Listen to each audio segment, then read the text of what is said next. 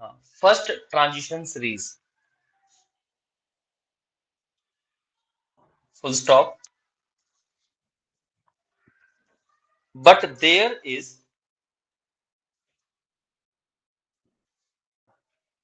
hardly any increase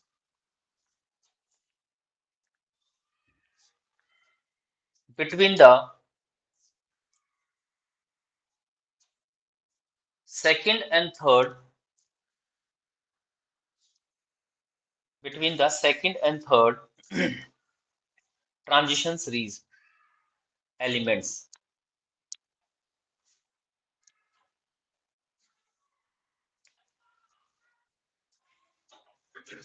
because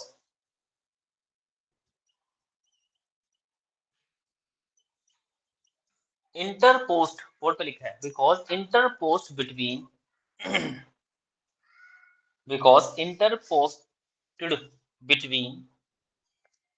lanthanum, मैं board पे लिख रहा हूँ,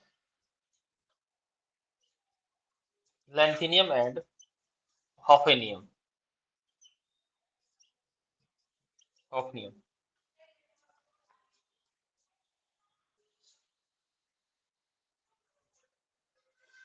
are the 14 lanthanoid elements, are the 14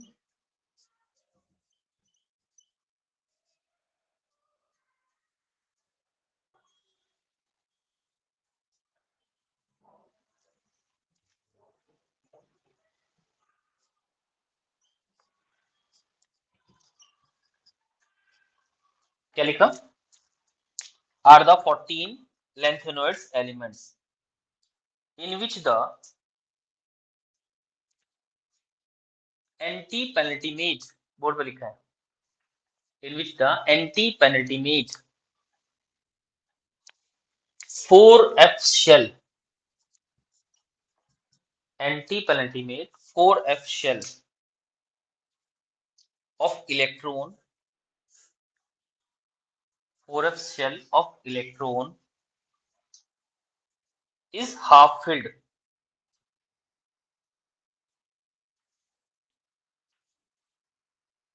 So there is a gradual decrease in size, of the lanthanoid elements,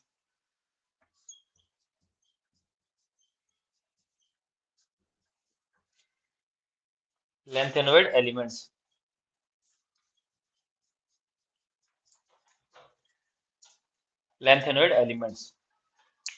from lanthanide element from, मैं नाम लिख रहा हूँ एलिमेंट का,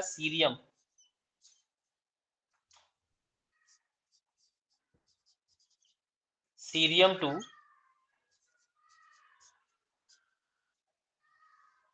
ल्यूटेनियम, lutetium, cerium to lutetium, LUTEPIUM.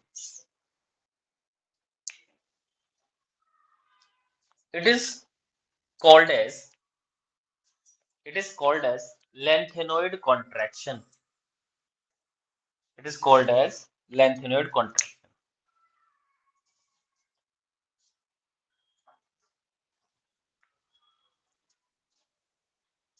Due to this,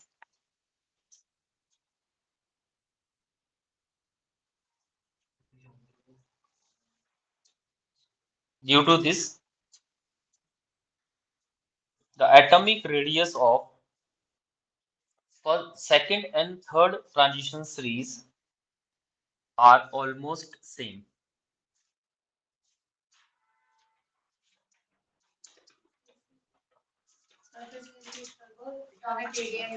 Of second and third transition series are almost same.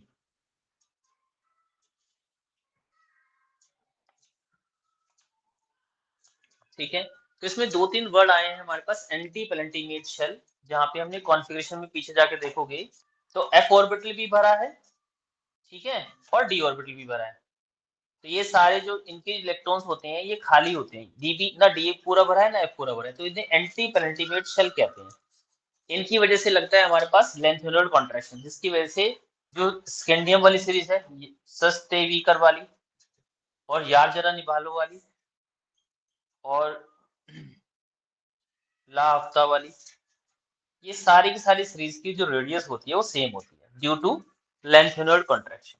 ये question बहुत आता है कि जो सेकंड, ये तो फर्स्ट सीरीज है, सेकंड फर्स्ट की तो भी थोड़ी ज्यादा होती है, सेकंड और थर्ड की ऑलमोस्ट सेम होती है ड्यू टू लेंथेनोइड कॉन्ट्रैक्शन। ये क्यों होता है? क्योंकि जो इलेक्ट्रॉन्स आते हैं वो एंटी पेलेंटिमेट शेल में आते हैं। बाकी सब चीजें हमने लिखी है, मेन रीजन था ड्यू टू लेंथेनोइड कॉन्ट्रैक्शन। एक नंबर में आएगा तो एक लाइन क्वेश्चन वाले लिख के हम लिख देंगे ड्यू टू लेंथेनोइड कॉन्ट्रैक्शन, और ये किसकी वजह से होता है? एंटी पेलेंटिमेट शेल की वजह से होता है, जो 4f और इलेक्ट्रॉन में इलेक्ट्रॉन आने की वजह से होता है।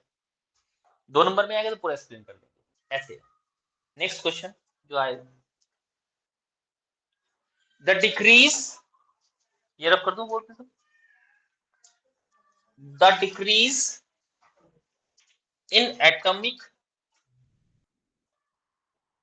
the decrease in atomic radii is coupled with the increase in atomic mass, result in increase in atomic mass, result in gradually increase in the density of these electrons, these elements, full stop, thus from titanium, लिख लोगे titanium, TITANIUM, titanium to copper, COPPER, copper.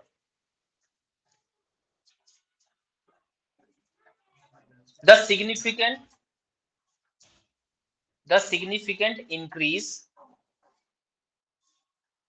in the to copper, the significant increase in the density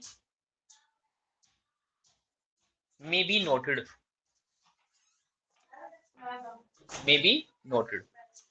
तो हम ये कह रहे हैं इस point में कि जो लेफ्ट टू राइट हम बढ़ रहे थे, तो रेडियस से चाहे जो भी हो, बट डेंसिटी जो होगी, डेंसिटी थी वो हमेशा बढ़ रही थी, क्योंकि नंबर ऑफ इलेक्ट्रॉन तो आते ही जा रहे हैं ना। जैसे 21 की बात करें, 22 की बात करें, 23 की बात करें, 24 की बात करें, 25 की बात करें, 26 की बात करें, 27, तो डेंसिटी हमेशा बढ़ती है। जैसे हम सॉल्यूशन में भी पढ़ रहे थे, अगर हम सोल्यूट प्लस सॉल्वेंट को ऐड करते हैं तो वहां एक हमारा एंट्रोपी की बात आ रही थी, तो वो हमेशा बढ़ती है। तो डेंसिटी और एंट्रोपी सेम बात होती है, ठीक है ना। एंट्रोपी भी नंबर ऑफ पार्टिकल्स पे डिपेंड करती है, डेंसिटी भी नंबर ऑफ पार्टिकल्स पे डिपेंड करती है। इसका वॉल्यूम फिक्स होता है, यहाँ भी वॉल्यूम फिक्स ही होता है, तो सेम सेम बात करते हैं, ठीक है। तो डेंसिटी हमेशा बढ़ती है, तो ये जो डेंसिटी बढ़ेगी वो लेफ्ट राइट बढ़ती है, क्योंकि नंबर ऑफ एटम बढ़ रहे हैं, ठीक है। इसका रीजन लिख लो, इसमें एक दो लाइन लिखवा दूंगा बस। Because when we move left to right, because when we move left to right in D block,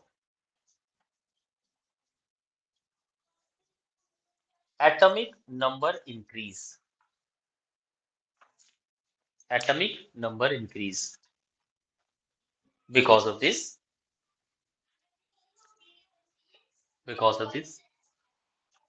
density increase but radius decrease, ठीक है। रेडियस डिक्रीज होने का कुछ दिन बताया था, दूसरा रीजन था वो जो हमारे पास शील्डिंग बनी हुई थी, है ना।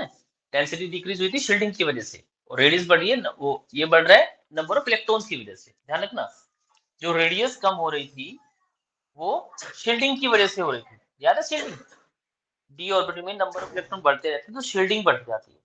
फिर जब सारे टूट जाते तो एकदम से साइज बढ़ जाता है।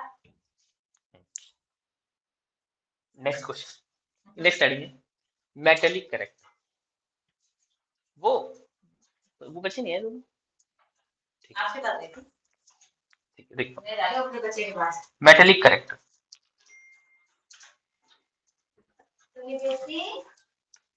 मेटेलिक करेक्टर में जो पहला क्वेश्चन आता है वो लिखो, except from mercury which is a liquid, all the transition elements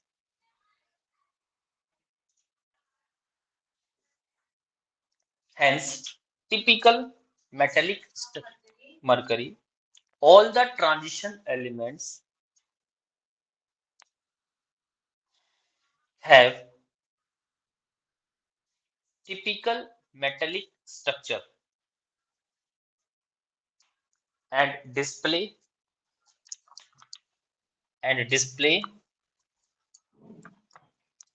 typical metallic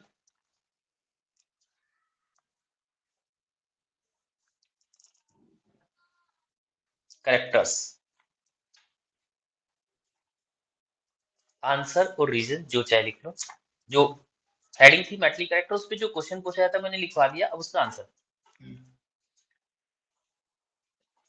ठीक है, आंसर उसका या रीजन जो भी आप लिखते हो। These elements have relatively these elements have relatively low ionization energies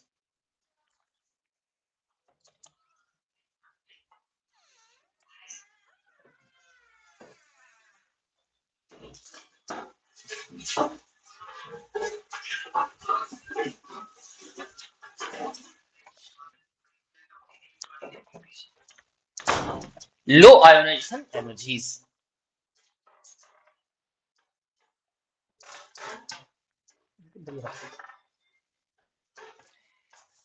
and have one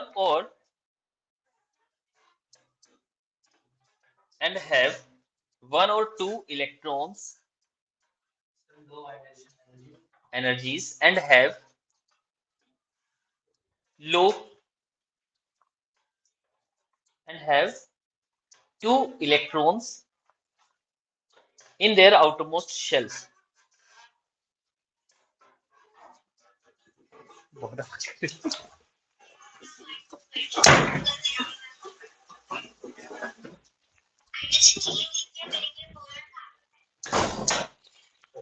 sir यहाँ है ना, कोई बात नहीं, आज ही के ही रख लेता हूँ। क्या लिखा,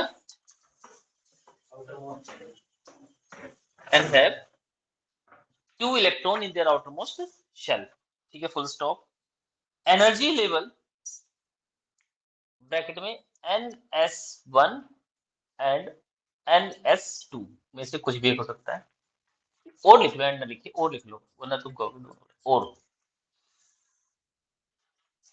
जो एनर्जी लेवल होगा वो 1s2 या 1s1 या 1s2 होगा, NS वाला, full stop. As a result metallic bonds are formed as a result metallic bonds are formed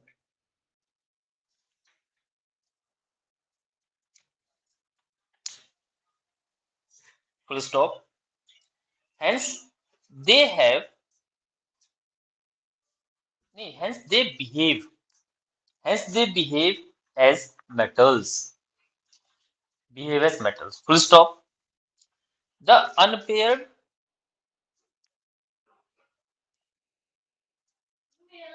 d electrons also participate in bonding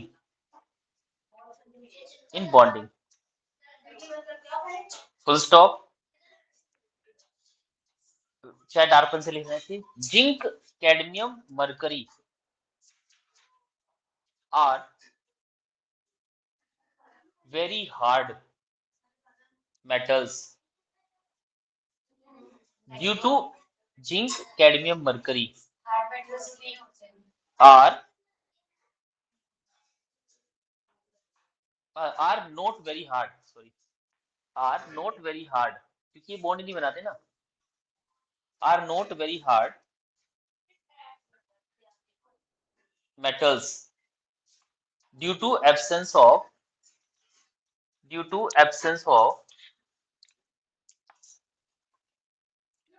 unpaired electrons, क्योंकि बॉन्ड ही नहीं बनाते, due to absence of unpaired electron.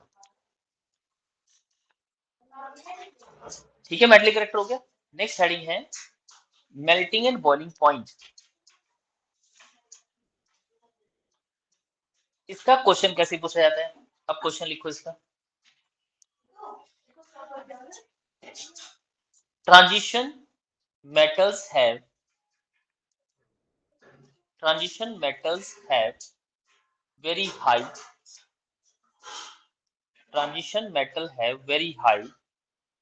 melting and boiling point। Melting and boiling point लिख लिया question. अब ये question जो melting boiling point का जब मैं लिखवा रहा था तो ये 4 तरीके से पूछा गया था, ये सेम ही क्वेश्चन। उसके नीचे और करके लिखो, और यहाँ दूसरा क्वेश्चन जो उसी की जैसे पूछा जाता है। Transition metals have high enthalpy of atomisation.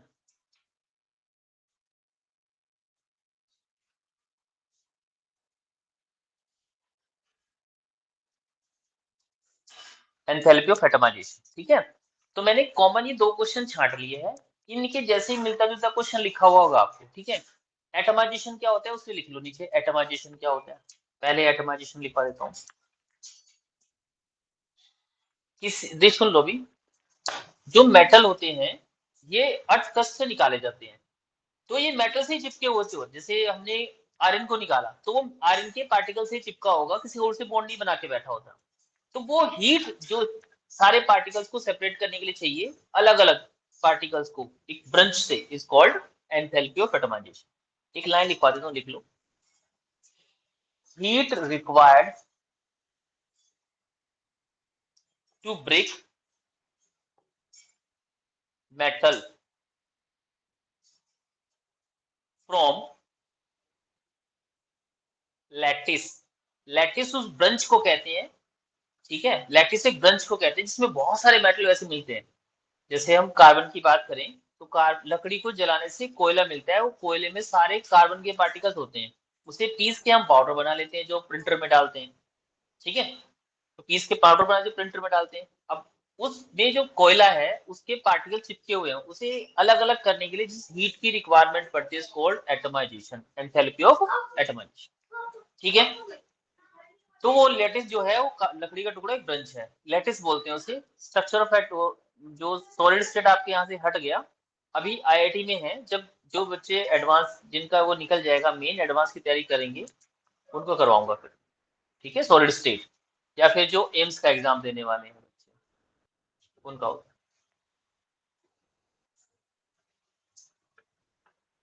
है। लिखो कहाँ की लेटिस,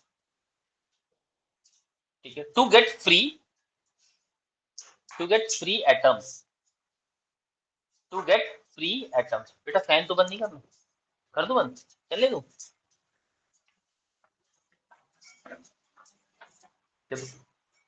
ये भी तो सुने थे बेचारे तो। नेक्स्ट लिखो, आंसर लिखो इसका।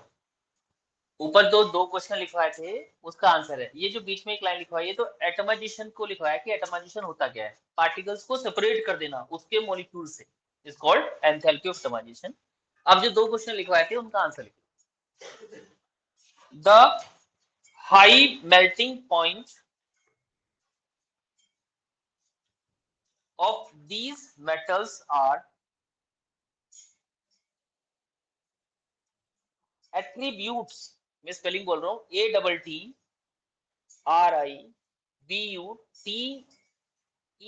एट्रीब्यूट्स टू द,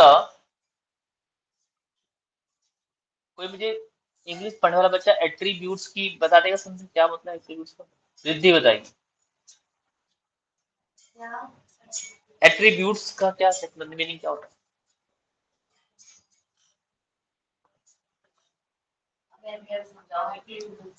अच्छा फिर भी थोड़ा हल्का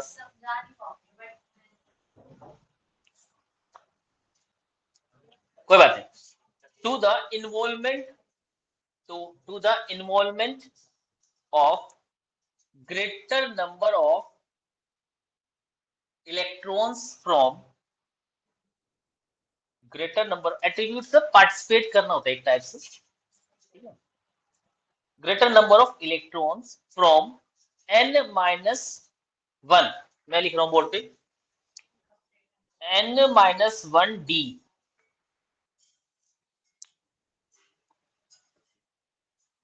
in addition to the electrons from n minus 1 d in addition to the ns electrons n minus 1 d in addition to the ns electrons, बोलो, in the interatomic metallic bonding। तो इनके melting point इसलिए high होते हैं क्योंकि n के साथ साथ d ऑर्बिटल भी बॉन्ड बनाने में पार्टिसिपेट करता है, ठीक है। अब वो बॉन्ड स्ट्रॉन्ग बन गया, इसीलिए इनकी एंथैल्पी ऑफ एटमाइजेशन हाई होती है, क्योंकि इनने क्या बना रखे, मेटेलिक बॉन्ड बना रखे हैं, जो d और n दोनों इलेक्ट्रॉन पार्टिसिपेट कर रहे हैं, तो बॉन्ड स्ट्रॉन्ग बनता है, इसलिए मेटेलिक बॉन्डिंग थोड़ी स्ट्रॉन्ग होती है। Next head, next question sorry.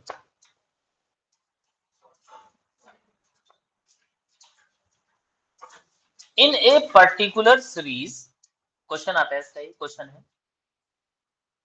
In a particular series melting point first increase then decrease. जैसे रेडियस घट रही थी फिर बढ़ रही थी, तो ये पहले बढ़ता है, first increase then decrease. Answer, in a particular series the metallic strength increase up to the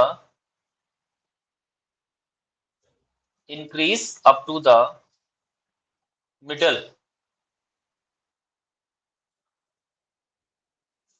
with increase the number of unpaired electron middle with increase the number of unpaired electrons। देखो इधर d1 d2 d3 d4 d5, यहाँ पे d orbital में 5 box होते हैं, एक वो भी पार्टिसिपेट करेगा बॉन्ड बनाने में, दूसरा भी करेगा, तीसरा भी, चौथा भी, पांचवी, छठा आएगा, तो यहाँ तो 4 बचेंगे बस पेयरिंग के लिए, तो मेल्टिंग बॉन्डिंग वीक होती चली जाती है। एक और आ गया और वीक, एक और आ गया और वीक, और जिंक तो करेगा ही नहीं क्योंकि बिल्कुल फुल्ली फिल्ड होता है उसका, ठीक है ना। तो मिडिल तक उस मेटलिक बॉन्डिंग स्ट्रॉन्ग होती है, उसके बाद घट जाती है क्योंकि वो पेयरिंग होना स्टार्ट हो जाती है, बस वही लिखवा रहा हूँ। क्या लिखा, क्या लिखा?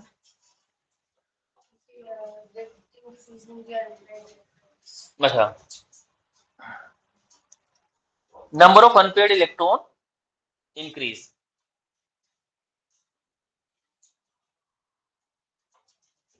up to D5 configuration, up to D5 configuration after Cr chromium, the number of unpaired electrons Cr chromium। एक एग्जांपल दे दिया, वरना तो सारी सीरीज में ही होता है ऐसा, एग्जांपल दे दिया फिर भी। After chromium Cr the number of unpaired electrons goes on decrease accordingly. Goes on decrease accordingly. The melting point decrease after middle because of increase pairing and electrons pairing of electrons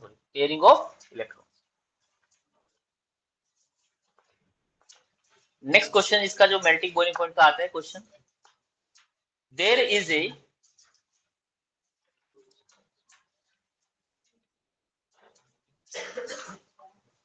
is a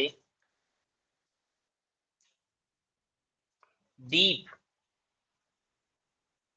in the dip मतलब वो एक glow आता है इसमें इन the melting point मतलब कमी आती है बहुत गिर जाता है in the melting point at mn dip D हाँ हाँ DEP अच्छा क्या कुछ और बोला ना क्या बोला अच्छा ठीक है लिख लिया in the melting point at mn ये कान में लगा के भी थोड़ा सा अजीब सा हो जाता है अब सही आएगी at mn comma TC and some time in RE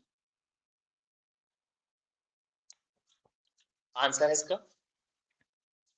वैसे mn के केस में हम खुद भी बता सकते हैं क्यों डीप जाता है क्यों एकदम से डीप होता है उसका मेल्टिंग पॉइंट बताओ कुछ रीजन बता दो अच्छा मैं लिख लो हाँ it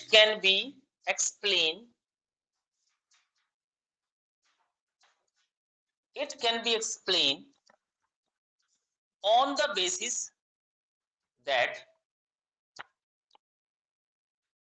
they have exactly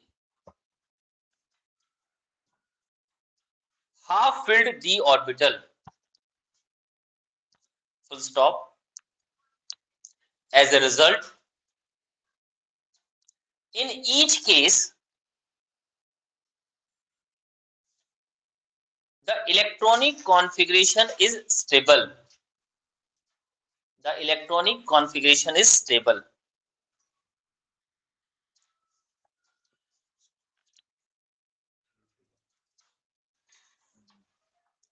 so the electrons are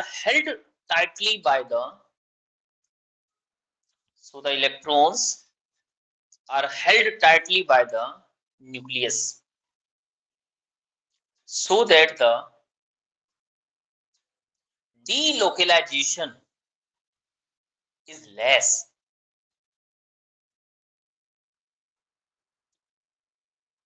and the held tightly by the nucleus छूट गया by the nucleus so अभी पीछे का बोल रहा हूँ so that the delocalization is less and the metallic bonds is weaker than the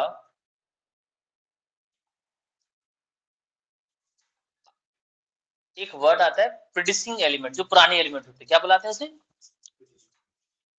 क्या कहते हैं पुराने एलिमेंट को पीछे वाले एलिमेंट्स को प्रीडिसिंग एलिमेंट्स मतलब प्रीवियस एलिमेंट्स जो होते हैं हमारे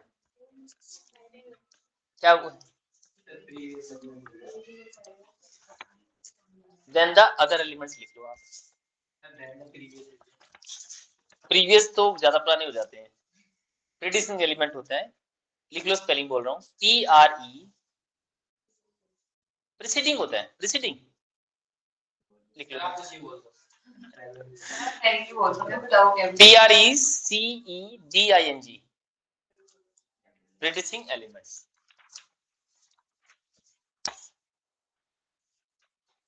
नेक्स्ट हेडिंग है transition ionisation enthalpy. Ionisation enthalpy, ये हम सबको पता है आयोनाइजेशन एंथैल्पी क्या होती है, बता जरा। किसी भी एलिमेंट को उतनी एनर्जी दें कि उससे एक इलेक्ट्रॉन निकाल सके उसके आउटर मोस्ट शेल से, इसको आयोनाइजेशन एंथैल्पी। किसी भी एलिमेंट की वो एंथैल्पी जो एक इलेक्ट्रॉन निकालने के लिए रिक्वायर्ड होती है, इसको आयोनाइजेशन एंथैल्पी। ठीक है ना, प्लीज देखिए,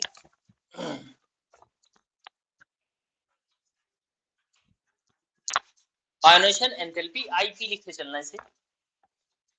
ionisation enthalpy IP increase, question लिखवा रहा हूं पहले इसका, आयोनाइजेशन एंथैल्पी का जो क्वेश्चन पूछा जाता है, दो क्वेश्चन, दो टाइप के क्वेश्चन है इसके, दो ही क्वेश्चन है बस, उसके बाद टॉपिक चेंज हो जाएगा, तो थोड़ा सा इंटरेस्ट आएगा चैप्टर में ऑक्सीडेशन स्टेट से। यहाँ तक के थोड़े से क्वेश्चन ऐसे होते हैं लिखने वाले, थ्योरेटिकल जा रहे हैं। आयोनाइजेशन एंथैल्पी में लिखो IP, ionisation enthalpy increase rather slowly on moving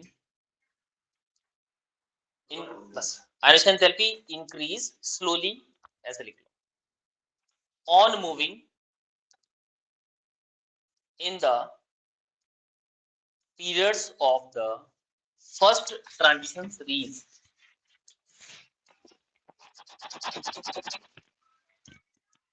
of the first transition series, जो in the periods of the first transition series।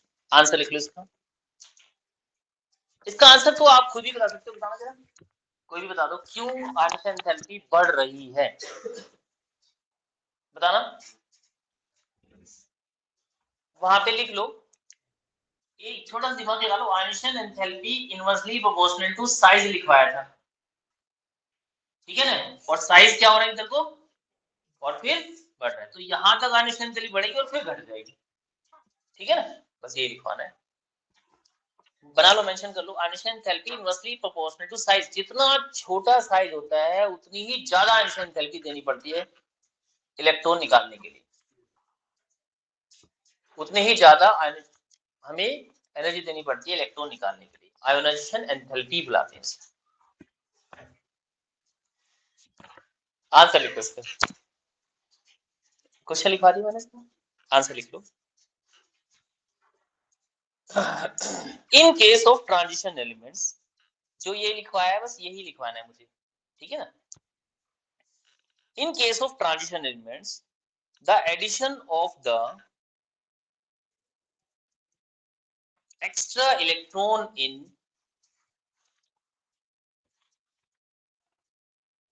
n-1d level provides a n-1d level level provides a screening effect, जिसे हमने वहां पढ़ा था, shielding effect जो था ना, उसे हम स्क्रीनिंग इफेक्ट भी कहते हैं, शील्डिंग और स्क्रीनिंग इफेक्ट एक ही होता है, which shield the outer ns, which shield the outer ns electrons from the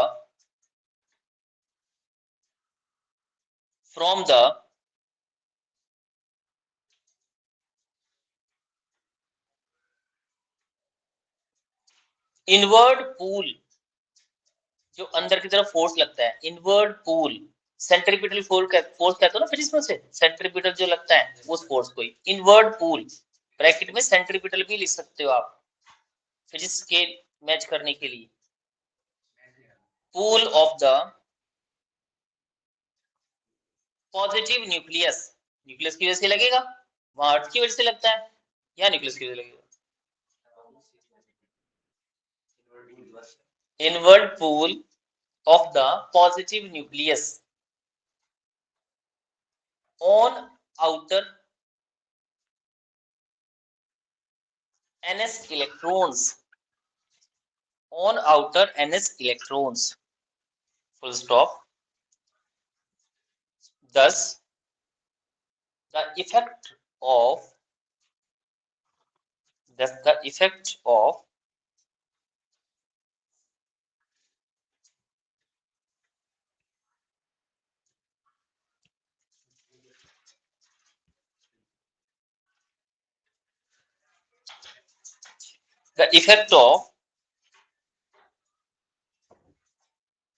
nucleus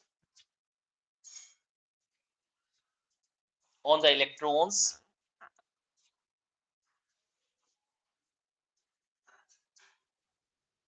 decrease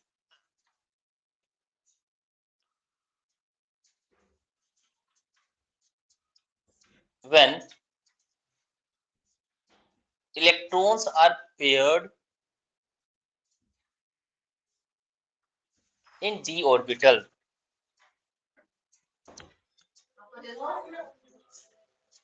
Full stop. On account of these counter effect, the ionization enthalpy increase.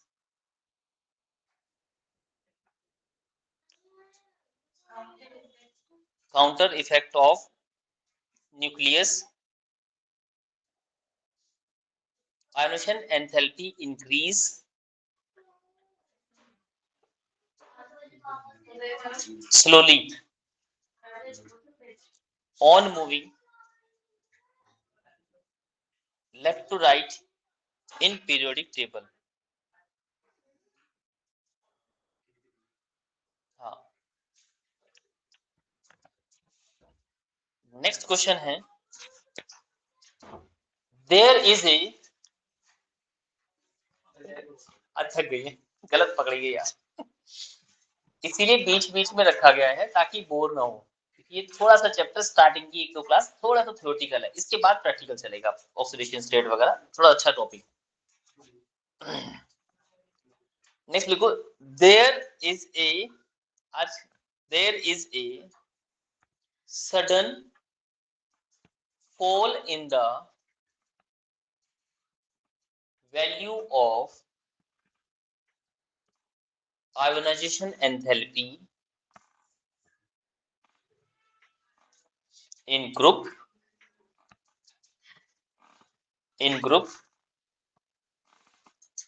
from second B bracket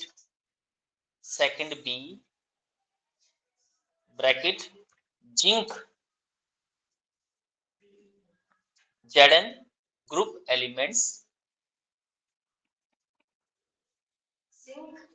zinc group elements to third A subgroup.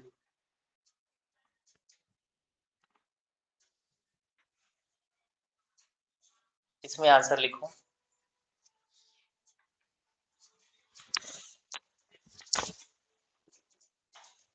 These sudden fall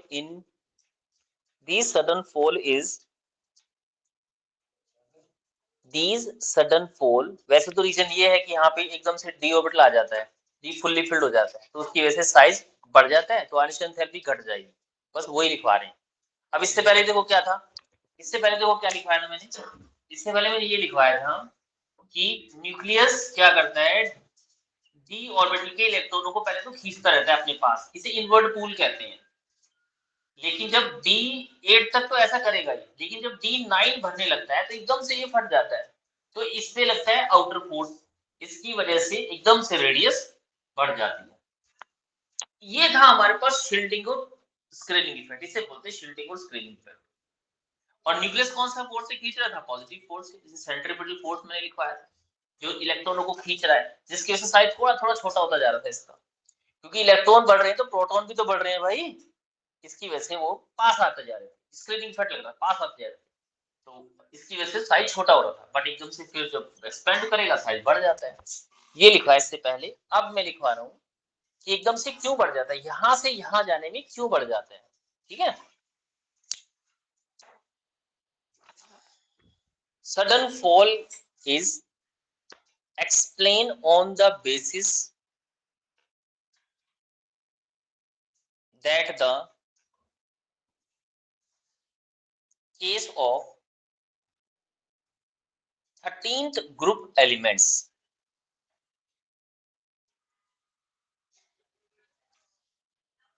in 13th group elements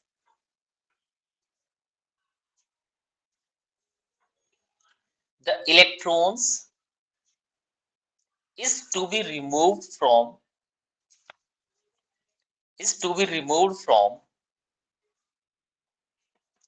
4p orbital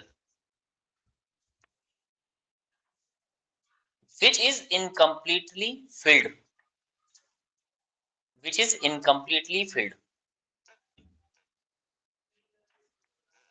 while comma while in case of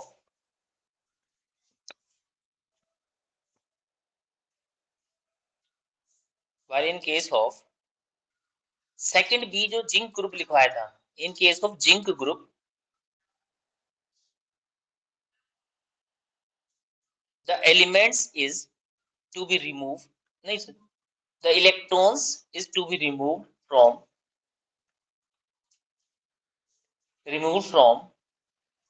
4s orbitals which is completely filled.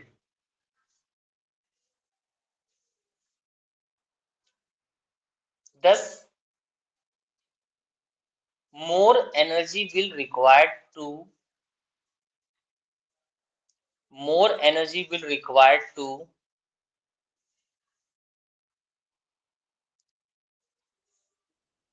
remove an electrons from a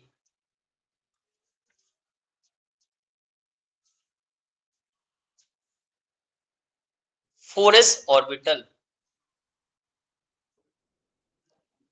in comparison to that लिखना, in comparison to that use of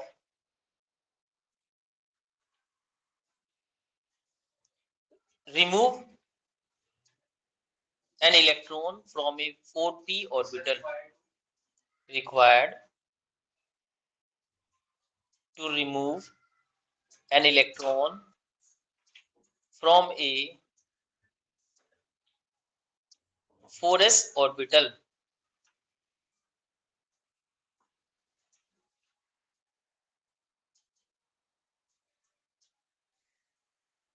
हो गया। आगे in comparison to that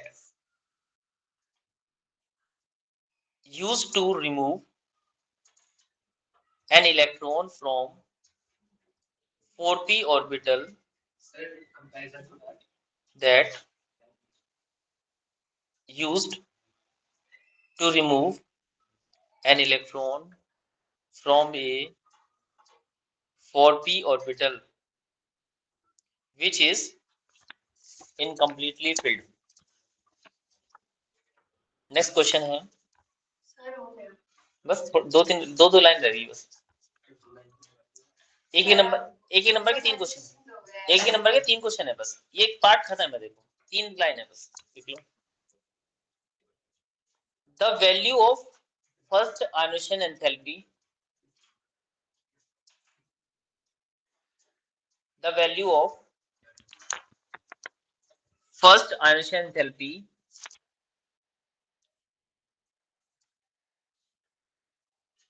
for zinc is considerably higher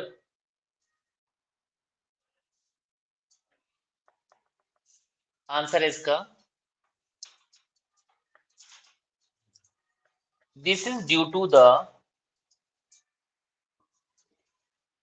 extra stability of 3d10 4s2 configuration 4s2 configuration which is completely filled.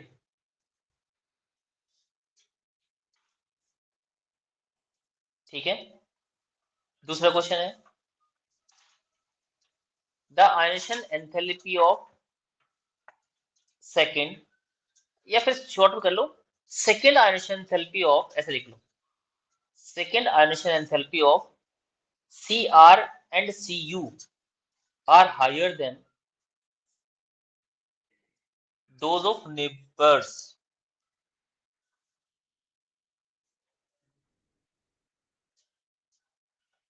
Higher than those of neighbors.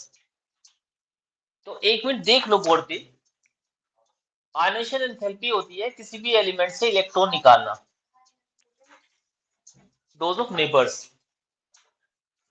तो इसमें zinc के case में मैं configuration पढ़ रहा था कि ये था 4s2 3d10 कंप्लीटली फिल्ड है। इससे कहीं से भी इलेक्ट्रॉन में निकालूंगा, अगर मैं 4s से भी निकालने लग जाऊं तो एक इलेक्ट्रॉन निकालने के लिए बहुत ज्यादा एनर्जी देनी पड़ेगी, जो कि हमने क्वांटिशन कंपाउंड में पढ़ा हुआ है। इलेक्ट्रॉन निकालेंगे यहां से, तो अगर हम कंप्लीटली और पार्ट एक तो D5 और P तो यहाँ आता ही नहीं है, D5 से निकाले इलेक्ट्रॉन, D10 से निकाले इलेक्ट्रॉन, या 4s2 से निकाले इलेक्ट्रॉन, इन तीनों से इलेक्ट्रॉन निकालने के लिए बहुत ज्यादा एनर्जी देनी पड़ेगी। क्यों? ये दोनों कंप्लीटली फिल्ड है और ये हाफ फिल्ड है। अब इसका तो केस हो गया कि फुल्ली फिल्ड था, इसलिए पहला इलेक्ट्रॉन निकालने के लिए बहुत ज्यादा एनर्जी देनी पड़ेगी। ठीक, जैसे किसी बच्चे को हम कोई बुरी लत के पीछे चलाते हैं। अब जैसे 10th क्लास में एक बच्चे की डांट पड़ी थी अभी कल परसों, उसकी फिर मैम ने घर बता दिया, मैं तो इसे देख, मैम ने देख लिया कैमरे से, वो यहाँ से बाहर निकला और वो पता नहीं क्या सिगरेट से निकाली, उसमें से आजकल वेव, कुछ वेव वेव बता रहे थे बच्चे, तो वो निकाल के पीछे चला गया और गर्ल्स को भी ऑफर कर रहा था। तो वो है, तो मैम ने देख लिया, जैसे बैच पड़ा है वो चलेगी मैम, तो मैम यहाँ खड़ी होगी, तो कैमरे से देख लिया वो उधर जाके वेव निकाल के सुट्टा मार रहा था। तो उसके अगले दिन डांट भी पड़ी, घर भी बता दिया उसके। तो पहले दिन काफी फोर्स करना पड़ा, चेक चेक करके देख भाई, देख रहे हैं बड़ा मजा आता है, ये होता है वो होता है, बहुत फोर्स करना पड़ता है। जब उसे मजा आएगा तो दूसरे दिन खुद ही कर लेगा। अब कॉपर के केस में कॉपर के केस में क्या था? कॉपर के केस में कॉन्फ़िगरेशन था 3d10 4s1। इसके साथ दिक्कत ये है कि ये घर से थोड़ा सा स्टेबल है और घर का डर भी लगता है ऐसे, तो पहली बार तो करके देख सकता है क्योंकि एक इलेक्ट्रॉन पड़ा है इसके पास आउटर मोस्ट में, तो एक इलेक्ट्रॉन निकाल देगा। तो इसलिए हमने कॉपर की आयनीकरण चल की सेकंड की बात कर रहे थे, हम फर्स्ट नहीं बात की, फर्स्ट के लिए यहाँ बात की थी क्योंकि हम फुल्ली फिल्ड को यहाँ तोड़ रहे हैं। कॉपर के केस में रेडी 10 बचा और 4s 0। अब इसकी सेकंड आयनीकरण एंथैल्पी बहुत ज्यादा होगी, क्यों? क्योंकि फुल्ली फिल्ड को तोड़ेंगे। इस चैप्टर में इसी टाइप के क्वेश्चन आएंगे कि सेकंड आयनीकरण, इसका इलेक्ट्रोड पोटेंशियल का भी यहीं से क्वेश्चन बनता है, आयनीकरण एंथैल्पी का भी क्वेश्चन यहीं से बनता है, बहुत क्वेश्चन मिलेंगे कि इसकी फर्स्ट ज्यादा है, इसकी सेकंड ज्यादा है। तो रीजन क्या है? क्योंकि भाई एक निकालने के बाद जब आयनीकरण एंथैल्पी देंगे तो एक इलेक्ट्रॉन निकल जाएगा, दूसरा इलेक्ट्रॉन जो निकालेंगे वो D10 से निकलेगा जो कि फुल्ली फिल्ड है, इसलिए उसकी सेकंड आयनीकरण एंथैल्पी बहुत ज्यादा होती है। सेम क्रोमियम के लिए 24, ये भी कॉन्फ़िगरेशन 3d5 4s1, तो इसकी भी सेकंड एंथैल्पी बहुत ज्यादा होगी कि वो भी कहां से निकलेगी? हाफ फिल्ड से। आई बात समझ में? अब ऐसी कॉपर आयरन की बात करता हूँ, 26 कॉन्फ़िगरेशन होता है इसका, 4s2 3d6, दो निकाल लिया, तो इस दो निकालने के बाद, तीन निकालने के बाद D10 बचेगा, दो D5 बचेगा, तीन निकालने के बाद, यानी इसकी फोर्थ आयनीकरण एंथैल्पी ज्यादा होगी। वन वन तो खैर होगी क्योंकि ये पार्शली पड़ा है तो निकल जाएगा, बट इसकी फोर्थ बहुत ज्यादा होगी। ठीक है, ऐसे क्वेश्चन पूछे जाते हैं इसमें। तो फिलहाल इन तीनों का क्वेश्चन है, एक इसका लिखवा दिया, दो इनके हैं, बस लिख लो दो लाइन, लिख लो दो लाइन जल्दी से। द क्वेश्चन तो लिखवा दिया था ना, रीजन लिखो। This is due to the fact that the electronic configuration of chromium plus and copper plus have extra stability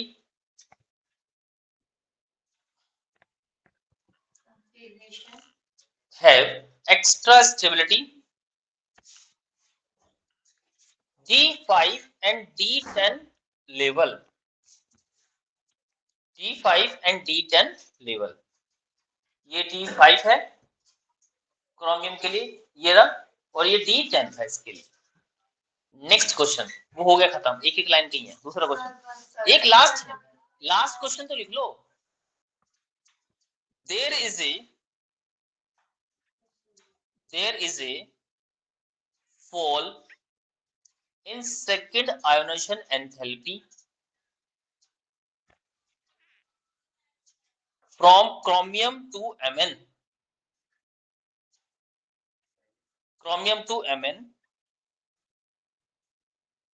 and from copper to zinc.